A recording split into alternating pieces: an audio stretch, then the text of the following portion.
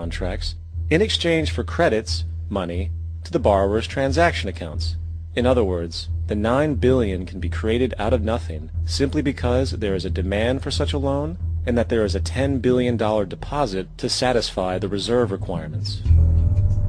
Now, let's assume that somebody walks into this bank and borrows the newly available $9 billion. They will then most likely take that money and deposit it into their own bank account. The process then repeats, for that deposit becomes part of the bank's reserves. 10% is isolated, and in turn 90% of the $9 billion, or $8.1 billion, is now available as newly created money for more loans. And, of course, that 8.1 can be loaned out and redeposited, creating an additional 7.2 billion, to 6.5 billion, to 5.9 billion, etc. This deposit money creation loan cycle can technically go on to infinity. The average mathematical result is that about $90 billion can be created on top of the original $10 billion. In other words, for every deposit that ever occurs in the banking system, about 9 times that amount can be created out of thin air. Money jitters? Ask the obliging Bank of America for a jar of soothing instant money, M-O-N-E-Y, in the form of a convenient personal loan. So, now that we understand how money is created by this fractional reserve banking system, a logical yet elusive question might come to mind. What is actually giving this newly created money value? The answer? The money that already exists. The new money essentially steals value from the existing money supply. For the total pool of money is being increased irrespective to demand for goods and services. And as supply and demand finds equilibrium, prices rise, diminishing the purchasing power of each individual dollar. This is generally referred to as inflation, and inflation is essentially a hidden tax on the public. What is the advice that you generally get? And that is, inflate the currency. They don't say debase the currency. They don't say devalue the currency. They don't say cheat the people who are saved. They say lower the interest rates. The real deception is when we distort the value of money. When we create money out of thin air, we have no savings, and yet there's so-called capital. So my question boils down to this: how in the world can we expect to solve the problems of inflation, that is, the increase in the supply of money, with more inflation? Of course, it can't. The fractional reserve system of monetary expansion is inherently inflationary. For the act of expanding the money supply without there being a proportional expansion of goods and services in the economy will always debase a currency. In fact, a quick glance at the historical values of the US dollar versus the money supply reflects this point definitively, for the inverse relationship is obvious. $1 in 1913 required $21.60 in 2007 to match value. That is a 96% devaluation since the Federal Reserve came into existence. Now, if this reality of inherent and perpetual inflation seems absurd and economically self-defeating, hold that thought, for absurdity is an understatement in regard to how our financial system really operates. For in our financial system, money is debt. And debt is money. Here is a chart of the U.S. money supply from 1950 to 2006. Here is a chart of the U.S. national debt for the same period. How interesting it is that the trends are virtually the same. For the more money there is, the more debt there is. The more debt there is, the more money there is. To put it a different way, every single dollar in your wallet is owed to somebody by somebody. For remember, the only way the money can come into existence is from loans. Therefore, if everyone in the country were able to pay off all debts, including the government, there would not be $1 in circulation.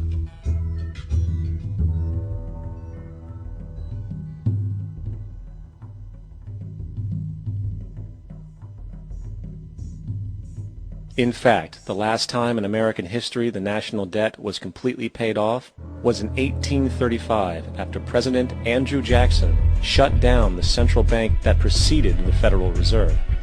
In fact, Jackson's entire political platform essentially revolved around his commitment to shut down the central bank, stating at one point, "The bold efforts the present bank has made to control the government are but premonitions of the fate that awaits the American people should they be deluded into a perpetuation of this institution or the establishment of another like it." Unfortunately, his message was short-lived, and the international bankers succeeded to install another central bank in 1913, the Federal Reserve. And as long as this institution exists, perpetual debt is guaranteed. Now, so far we have discussed the reality that money is created out of debt, through loans.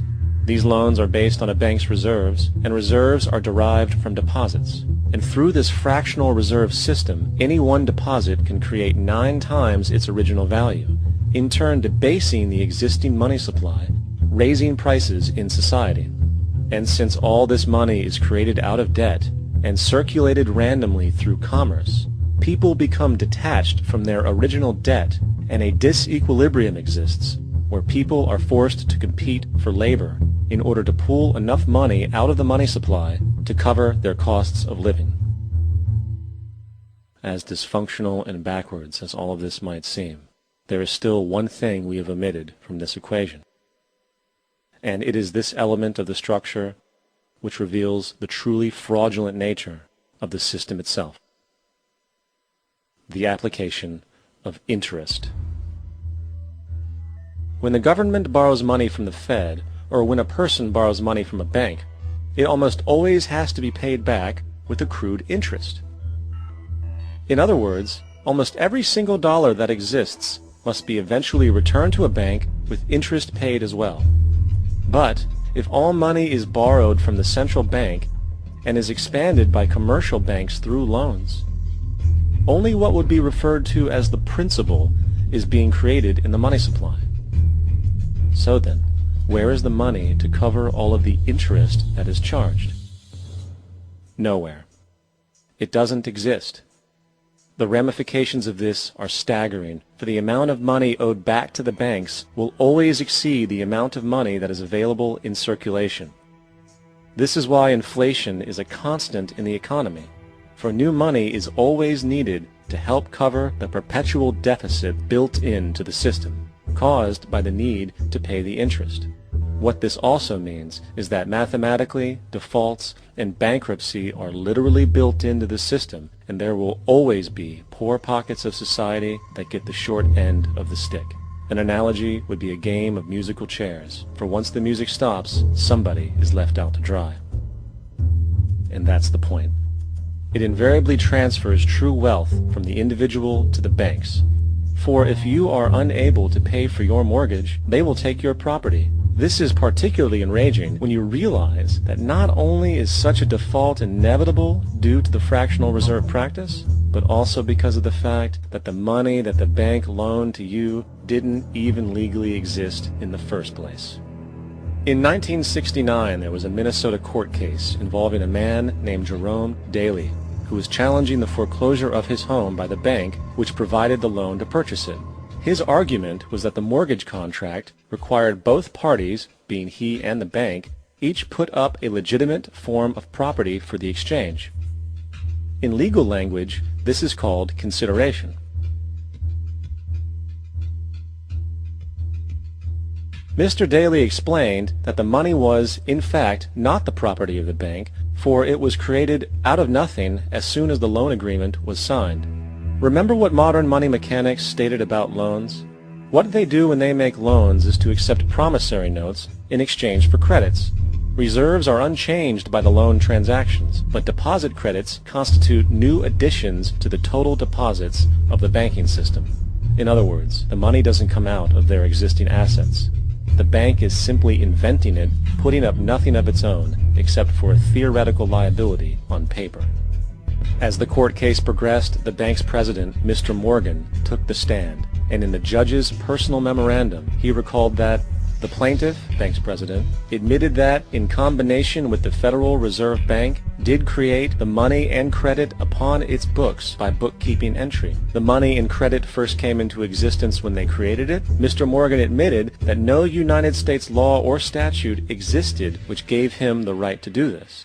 A lawful consideration must exist and be tendered to support the note. The jury found that there was no lawful consideration, and I agree. He also poetically added, "Only God can create something of value out of nothing." And upon this revelation, the court rejected the bank's claim for foreclosure, and Daly kept his home. The implications of this court decision are immense. For every time you borrow money from a bank, whether it is a mortgage loan or a credit card charge, the money given to you is not only counterfeit, it is an illegitimate form of consideration, and hence voids the contract to repay, for the bank never had the money as property to begin with. Unfortunately, such legal realizations are suppressed and ignored, and the game of perpetual wealth transfer and perpetual debt continues.